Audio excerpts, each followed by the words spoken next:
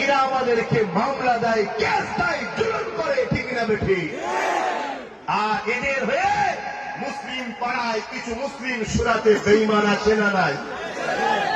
প্রতি বছরে 30,000 কম বেশি মুসলমান ইসলাম ত্যাগ করে অন্য ধর্ম কবুল করছে আমার দেশে।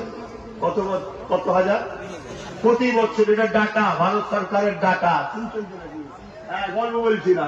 প্রতি বছরে 30,000 মুসলমান ইসলাম ছেড়ে দিয়ে অন্যদিকে চলে যাচ্ছে। চাপে পড়ে হোক, লোভে পড়ে হোক, খোদার জ্বালাই হোক, বিভিন্ন কেসে জড়িয়ে যাওয়াতে হোক, যাই হোক 30,000। আর আলহামদুলিল্লাহ প্রতি বছরে অন্য ধর্ম থেকে ইসলামে আসছে 4 লক্ষর ওপরে। বলুন সুবহানাল্লাহ, আরো জোরে বলুন সুবহানাল্লাহ। শুনছেন? হ্যাঁ, এই কথাগুলো সবাই বলার সাহস রাখে না, বলতে চাই না। কেন?